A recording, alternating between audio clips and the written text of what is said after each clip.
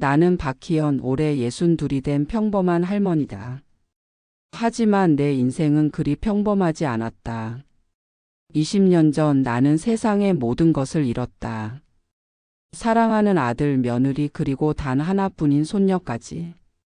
그날도 이렇게 추운 겨울이었다. 날씨가 몹시도 험해서 밖에 나가기조차 힘들었던 날. 태풍이 불어닥친 그날 밤 아들과 며느리는 차를 몰고 집으로 돌아오다가 끔찍한 사고를 당했다. 어머니, 어머니, 전화기 너머로 들리던 아들의 다급한 외침이 마지막이었다. 그 후로 나는 그 아이의 목소리를 다시 들을 수 없었다. 하지만 가장 절망스러운 건 그 사고로 인해 손녀 수지까지 사라졌다는 사실이었다. 당시 5살이었던 우리 수지는 사고가 난 바로 그 순간 사라졌다. 경찰도 온 마을 사람들도 나서서 찾아다녔지만 어디에서도 그녀의 흔적을 찾을 수 없었다. 그날 이후 나는 매일 기도했다. 제발 우리 수지를 돌려주세요. 어디에 있든 살아만 있게 해주세요. 20년이 흘렀다. 내 손녀가 살아있을 거라는 희망을 붙잡고 매년 그녀의 생일이면 케이크를 올려놓고 기도했다. 혹여라도 살아있다면 우리를 기억하고 있을까? 그렇게 나는 희망과 절망을 오가며 살아왔다.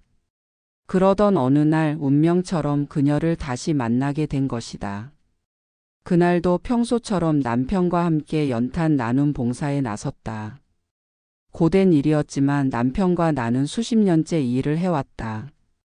겨울이면 어김없이 힘든 이웃들에게 따뜻한 연탄을 전해주러 다녔다. 여기 연탄 더 필요하신가요? 낯익은 목소리가 들렸다. 나는 본능적으로 고개를 돌려 그 여성을 바라보았다.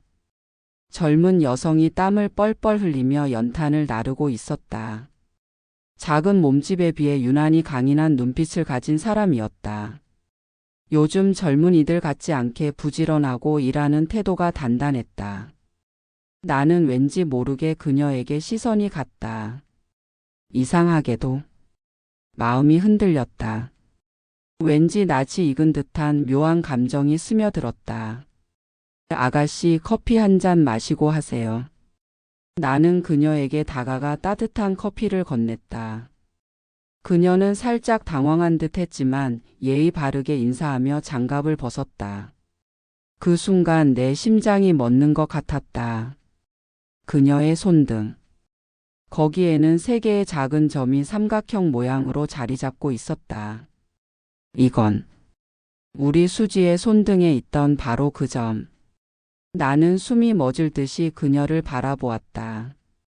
설마 이 아이가? 하지만 그녀는 나를 모른다. 그녀의 눈빛은 너무도 생소했다. 나는 떨리는 목소리로 그녀에게 물었다. 아가씨 이름이 뭐라고 했지? 그녀는 머뭇거리더니 조용히 답했다. 저요? 저는 박서연이에요.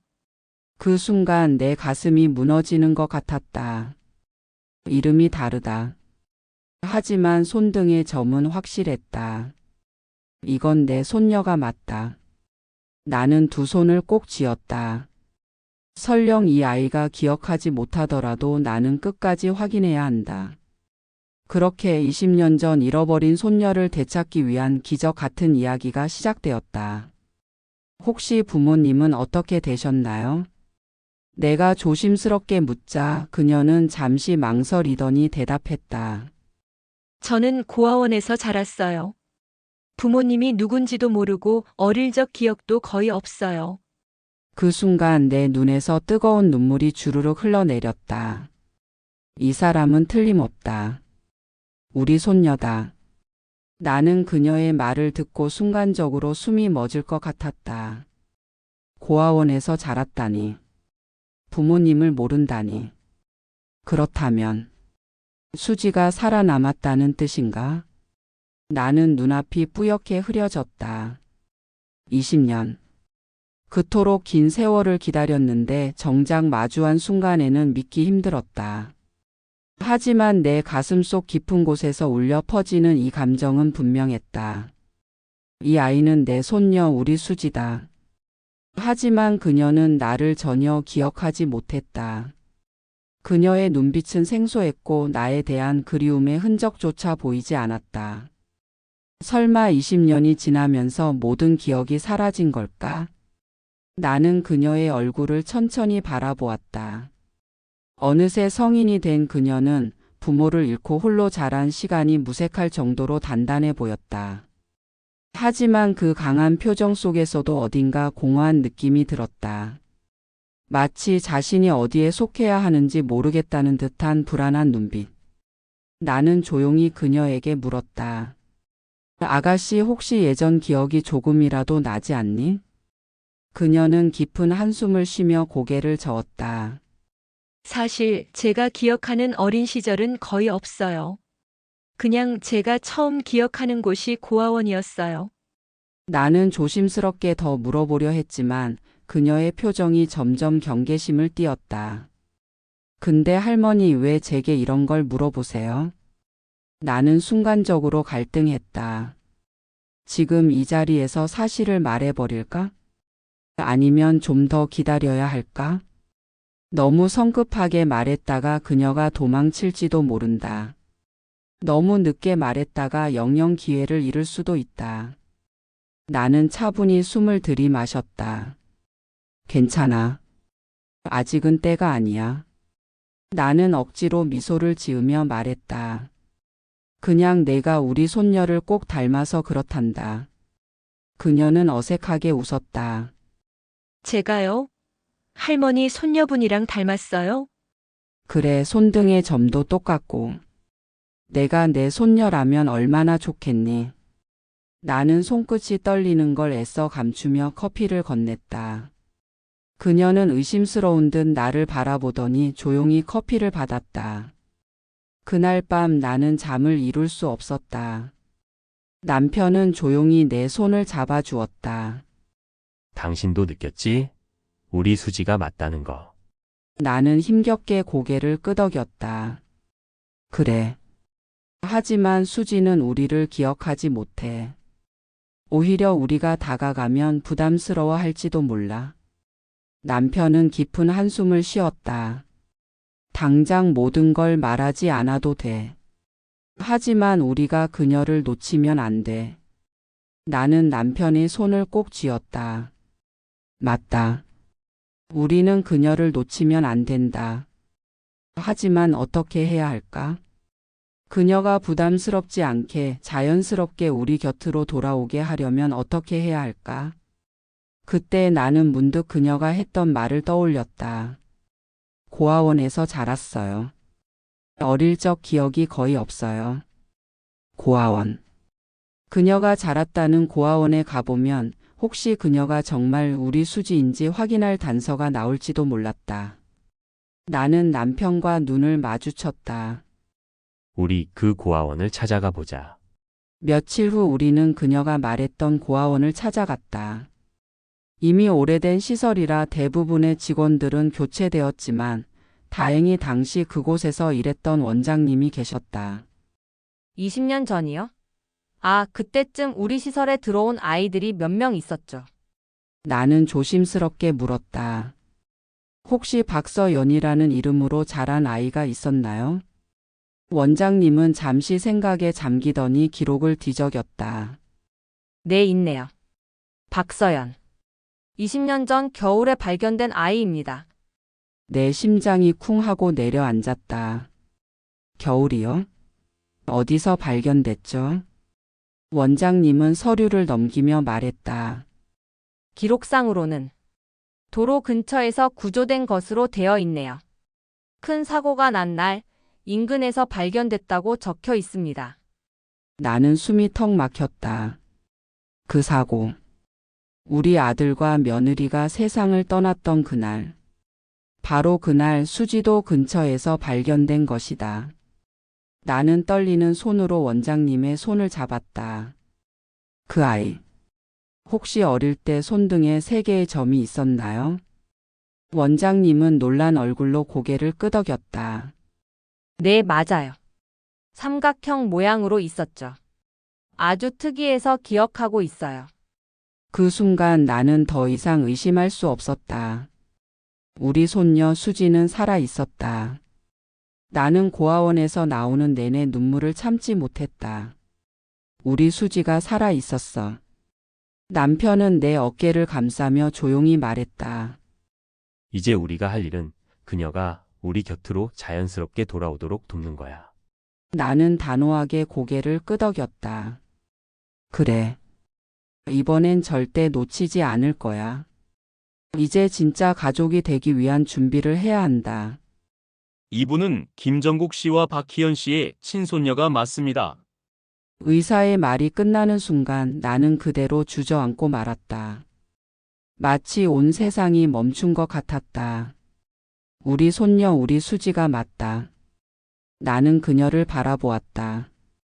하지만 수지 아니 서연은 아무런 말도 하지 않았다. 서연아. 나는 그녀의 손을 잡으려 했지만 그녀는 한 발짝 뒤로 물러났다. 죄송하지만 저 아직은 받아들일 수 없어요. 그녀의 차가운 목소리가 가슴을 후벼 팠다. 나는 가슴이 터질 듯한 기분이었다. 20년 동안 매일 기도했고 매 순간을 기다려왔다. 기적처럼 다시 만난 우리 손녀. 하지만 그녀는 아직 나를 받아들일 준비가 되어 있지 않았다. 그럼 제 부모님은 어디 계세요? 그녀의 질문에 나는 숨을 삼켰다. 이 이야기를 어떻게 전해야 할까? 어떤 말로 그녀에게 상처를 덜 주면서도 사실을 전달할 수 있을까? 나는 조용히 그녀의 손을 잡고 말했다. 수지야, 너희 부모님은 20년 전 사고로 우리 곁을 떠나셨단다. 그 순간 그녀의 눈이 흔들렸다. 무슨 말씀이세요? 그녀는 믿을 수 없다는 표정을 지었다. 우리 부모님이 돌아가셨다고요? 그녀의 얼굴이 하얗게 질렸다. 나는 그녀를 안아주고 싶었지만 그녀는 내 손길을 거부했다. 아니에요, 아니라고요. 전 부모님 얼굴도 기억 못하는데 어떻게 돌아가셨다는 걸 받아들여요? 나는 차마 대답할 수 없었다. 그녀는 혼란스러운 듯 머리를 감싸 쥐었다. 제가 기억하는 부모님도 없고 가족도 없었는데 이제 와서 갑자기 가족이 있다고 하면 저는 어떻게 해야 하려? 나는 그녀의 혼란스러움을 이해할 수 있었다. 너무 오랜 시간이 흘렀고 그녀는 이미 혼자 사는 법을 배워버렸다. 나는 그녀를 잃을까봐 두려웠다. 기적처럼 다시 찾은 우리 손녀를 또다시 떠나보내야 한다면 나는 견딜 수 없을 것 같았다. 하지만 그녀를 억지로 붙잡을 수도 없었다. 이건 그녀가 받아들여야 할 몫이었고 우리가 기다려야 할 시간이었다. 서연아, 아니 수지야. 할머니가 내 곁에 있을게. 그러니 너도 조금만 생각해 보면 안 될까? 나는 간절하게 바라보며 그녀에게 손을 내밀었지만 그녀는 조용히 고개를 저었다. 죄송해요. 저 조금 시간이 필요해요. 그녀의 목소리는 떨리고 있었지만 단호했다. 나는 마음이 찢어질 듯 아팠지만 그녀의 선택을 존중할 수밖에 없었다. 그래, 우리 아가. 시간이 필요하면 기다릴게. 나는 애써 미소를 지으며 말했다. 하지만 그녀는 끝내 나를 다시 쳐다보지 못한 채 병원을 떠났다. 그녀가 떠나고 나는 한동안 멍하니 병원 복도에 서 있었다. 남편이 내 어깨를 감싸며 조용히 말했다. 조금만 기다리자. 그녀도 마음을 정리할 시간이 필요할 거야. 나는 눈물을 삼키며 고개를 끄덕였다. 맞다. 이제는 기다릴 때였다. 나는 매일 그녀가 돌아올 것을 믿으며 다시 하루하루를 보내기 시작했다. 몇 주가 흘렀다. 나는 그녀를 조심스럽게 지켜보며 기다렸다. 조금씩 그녀와 거리를 좁히고 싶었지만 서두르고 싶지는 않았다. 그러던 어느 날 그녀가 내게 연락을 해왔다.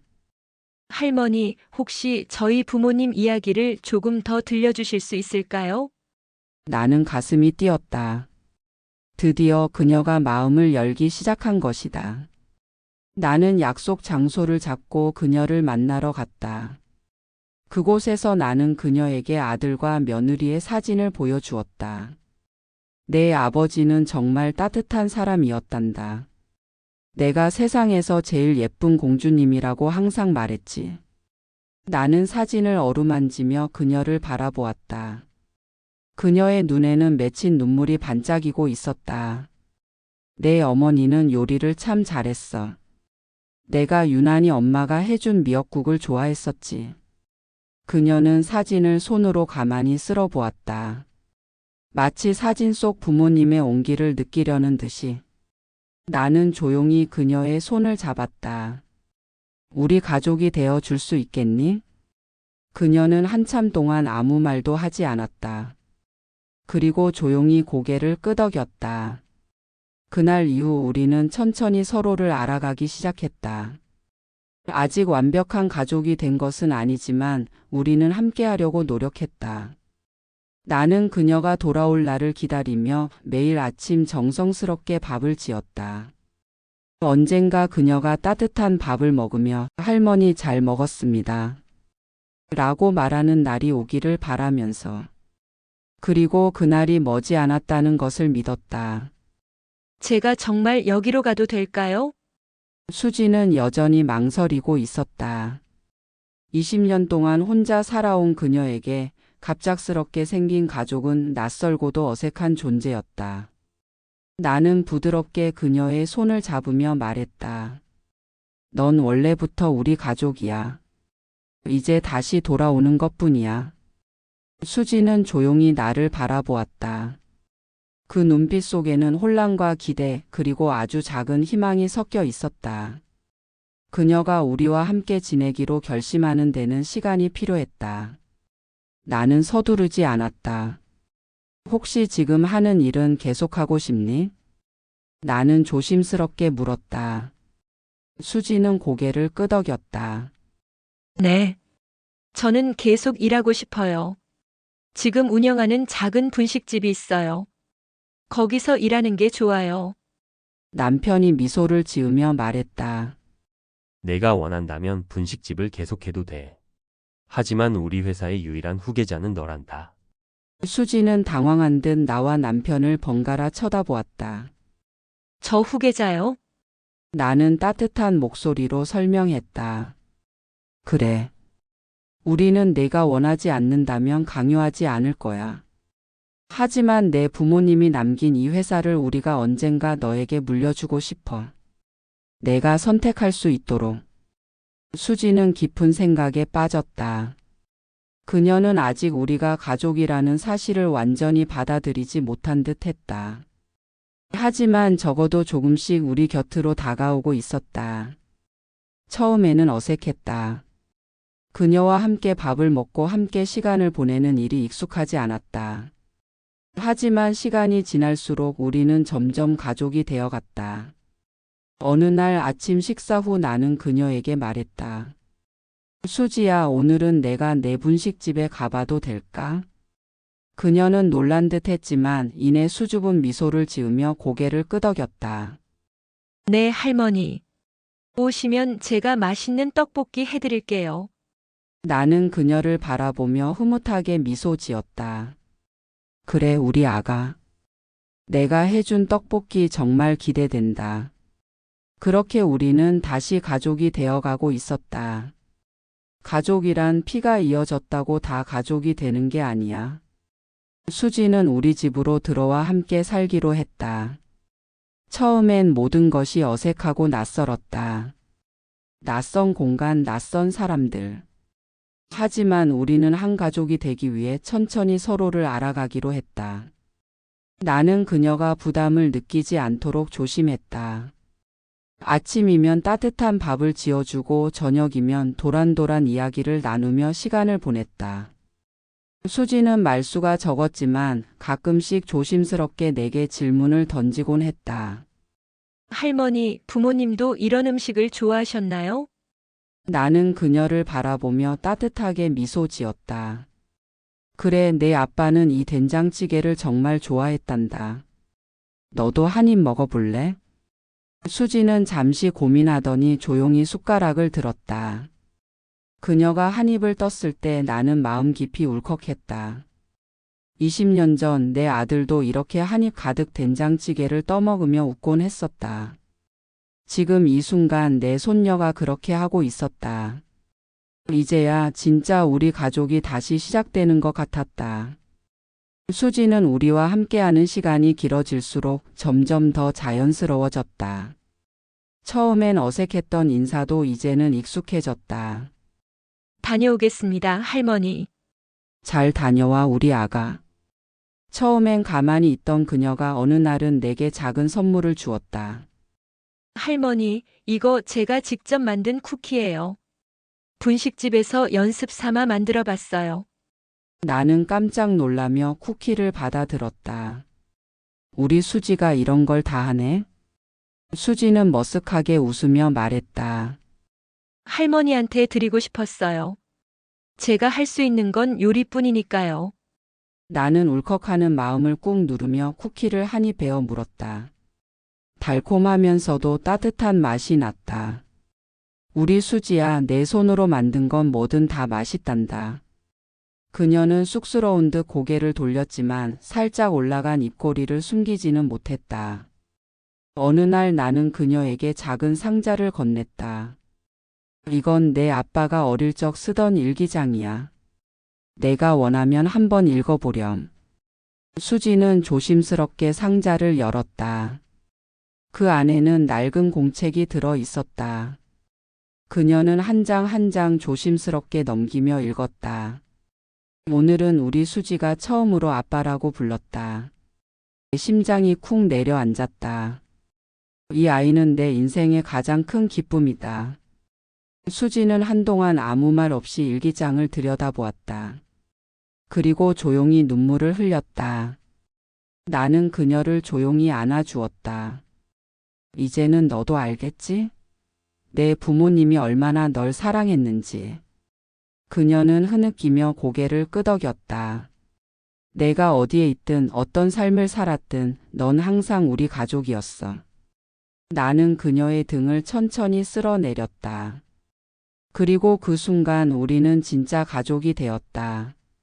할머니, 저 앞으로 여기서 함께 살아도 될까요? 수지의 목소리는 조심스러웠지만 그 안에는 분명한 따뜻함이 묻어 있었다. 나는 그녀의 손을 꼭 잡으며 부드럽게 미소 지었다. 당연하지.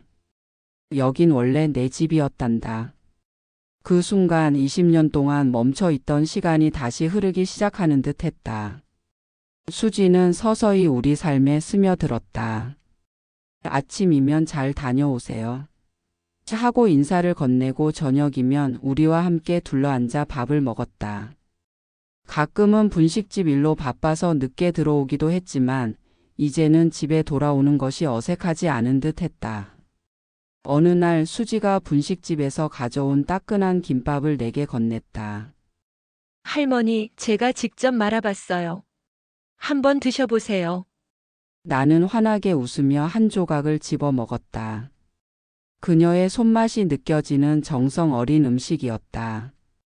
우리 수지가 만든 김밥이 세상에서 제일 맛있구나. 그녀는 쑥스러운 듯 웃으며 말했다. 앞으로는 할머니가 좋아하시는 음식도 배워볼게요. 나는 그 말을 듣고 깊이 감동했다. 우리는 이제 진짜 가족이 되어가고 있었다. 수지는 예전보다 밝아졌다. 어느 날 내 옆에 다가와 말했다. 할머니, 요즘은 가끔씩 꿈을 꿔요. 어떤 꿈이니 우리 아가? 제가 아주 어릴 때 할머니 손을 잡고 걷던 꿈이요. 어렴풋하지만 따뜻한 기분이 들어요. 나는 그녀의 손을 따뜻하게 감싸며 말했다. 그건 꿈이 아니야. 너의 기억 속에 남아있는 소중한 순간들이란다. 수지는 조용히 고개를 끄덕였다. 그녀가 우리 곁으로 돌아온 지도 몇 달이 흘렀다. 이제는 서로의 온기를 느끼며 함께 걸어가고 있었다. 어느 날 저녁 남편이 조용히 말했다. 수지야, 내 이름을 다시 되찾고 싶지 않니? 수지는 놀란 듯 우리를 바라보았다. 저 제 이름을 바꾸는 게 맞을까요? 나는 그녀의 손을 꼭 잡으며 말했다. 이름이 바뀐다고 내가 달라지는 건 아니야. 하지만 이제 우리와 함께 할 거라면 너의 진짜 이름을 되찾아도 좋을 것 같아서 말이야. 수지는 한참 동안 고민했다. 그리고 천천히 고개를 끄덕였다. 네, 그러고 싶어요. 그날 밤 나는 오래된 가족 사진을 꺼내어 그녀에게 건넸다. 사진 속에는 아들과 며느리 그리고 어린 수지가 활짝 웃고 있었다. 이제 다시 시작해보자. 우리 가족으로. 수지는 사진을 가만히 들여다보더니 이내 눈물을 흘렸다. 나는 그녀를 조용히 안아주었다. 그리고 그 순간 우리는 진정한 가족이 되었다. 가족은 피로만 이어지는 게 아니야. 함께하는 시간이 함께하는 마음이 가족을 만드는 거란다. 20년 만에 다시 찾은 손녀. 그리고 다시 이어진 가족의 인연. 이제 우리는 함께 걸어갈 것이다. 어떤 어려움이 찾아와도 함께.